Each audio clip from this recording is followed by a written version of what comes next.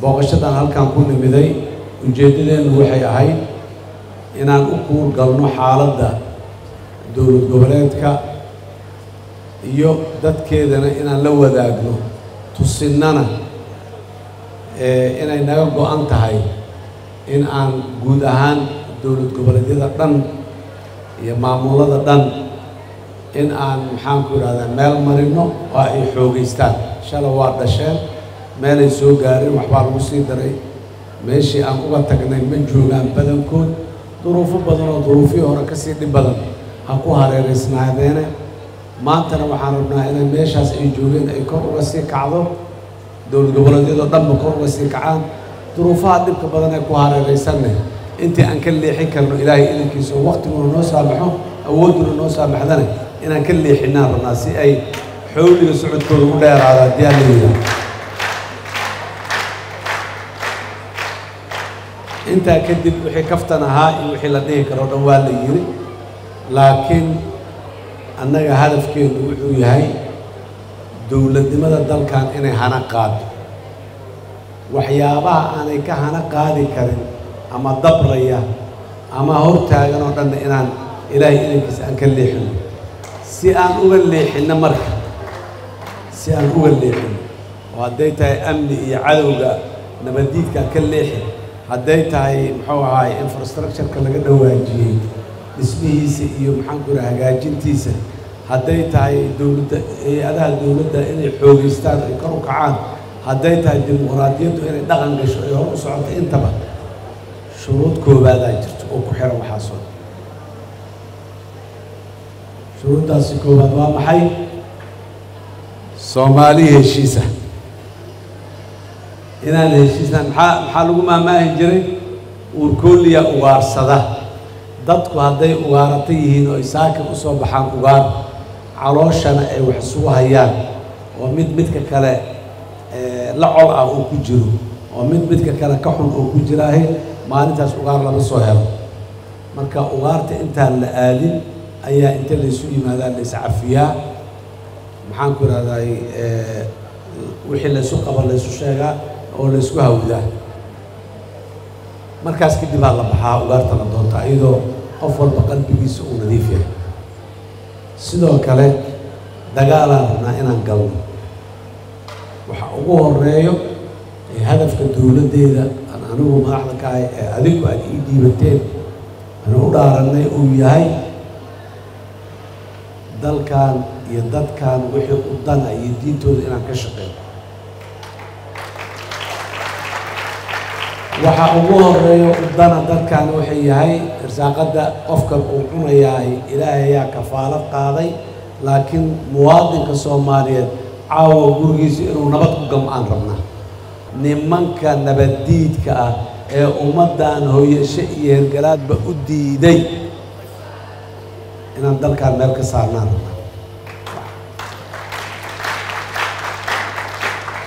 waxaan meel uga saari karnaa in aan qulubteena isku xirno oo aan hal dhinac ka soo jeeso qoryo kaliya ugama saari karo maxaa naga maqan sida haddaata looga dhawaajiyo odaga reerku inuu na horkaco deegaanada uu nagu horkaco ciidanka qalabka sida uu horkaco oo degmo kasta uu tiraa reer quraacmanaay haa yaa shabaab oo nala joogo ha la soo qabto waxaan rabnaa galmudug in ay bilowdo mashruuca sifaynta ah cabsida dadkeena waxa dilaya waaye waa ka saaraynaa dadkuna waxaan leeyahay cabsanina maalintaad dhimo lahayd waa dhimane ama shabaab ha ku dilo ama maxaa kanaaca ha ku disho malaria kugu dhacdee ama corona kugu dhace waa dhimane saacadna lama soo hormarinayo ajashaada saacadna dib looma dhigayo waana qowlka ilaahay marka maalintaad dhimo lahayd dhimane dhiiranaanaa kaa maqan dhiiranaan xume yaanay wax kugu seegin xurriyad yaanay kugu seegin qabkaagu yaanu ku jabin diintaada yaanay ku cilladoobin waxaa soo hartay markaan usoo noqdo kaftanka caawa halkan ka dhacay annagu dalkan inuu dal dimuqraadi aan noqdaan rabnaa dimuqraadiyadduna isbedbedelay ku timaadaa gabdhaheenna iyo wiilasheenna fanaaniinta iyo abwaaniinteenna waxaan rabaa iska joog yaanayna dhehen waa haddii kale waa dhumayna haddaan inaan iska joogno damacnee iskama joogi karno anna joogi ma karo qoorna joogi ma kareen muddaan leenahay muddadeenna si fiican ha nolola shaqeeyo wax fiican haddaan qabnana ha naloo soo celiyo inta qaanuunku ogol yahay ha nalagu soo celiyo inta qaanuunka inta ogolaay mukaan dhammaysanana raalli ahaada socda hana la yidhaahdo haddii aan wax qaban weynana waxaa waaye idinkuma bogine raalli ahaada waa dadkanaan dooranayna dadku waa inay go-aan ka gaaraan qofka taladooda maxaan ku idhaha tawalinaya oo haynaya cudurdaar ma laha taas inaan jooga jeclaaya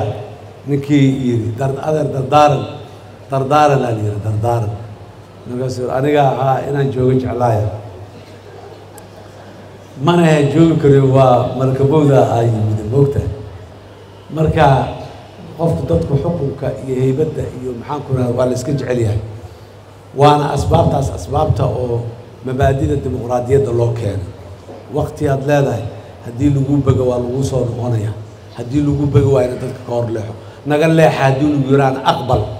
soomaaliya waxay ku ammaanan tahay waxa waaye naga leexadaasaan aqbalnay madaxweynihii aniga iga horreeyey 2022 madaxweyne shariifa aqbalay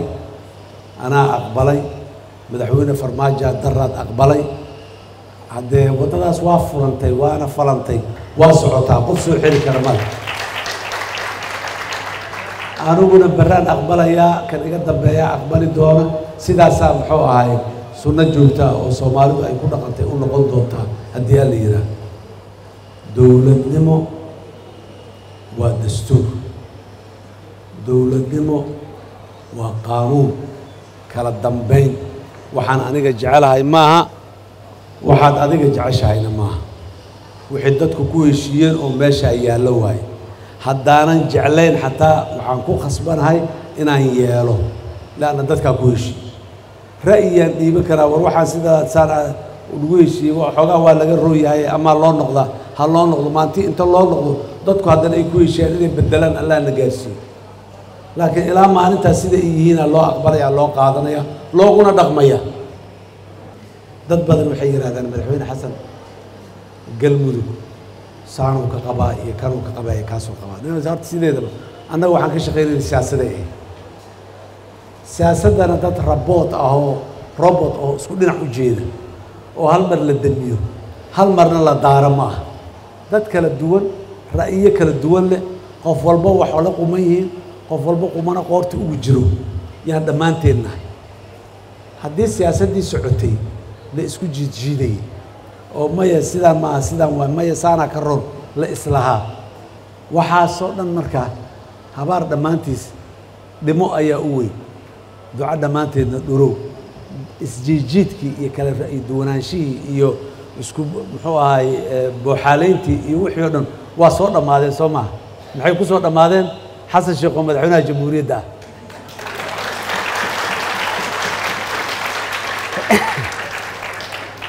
maxaan qabi karaa marka yaanse wax u qabi karaa qofaan wax u qabo ma jirto qof wax iga bi'isay ma jirin waxaan aaminsanahay maalintaas ra'yiga aan qabay ra'yiga ka duwan dadka qabayna ra'yigoodana saxay ku ahaayeen mowqifkaas inay qaataanna saxay ku ahayd waa la qumanayd laakiin qumanaantii waxaan ku guulaysanay meel lagu soo wada dhammeeyo oo waxaan isku raacsannahay inaan keeno teendadii haddii la tegey kadib kala ra'yi duwanaashi waa dhammaatay walaalihii iyo saaxiibadii waddadii la soo maray oo dhan ay wax ku soo galagaareen waxaan leeyahay cayaartii waa soo dhammaatay caadi iska dhiga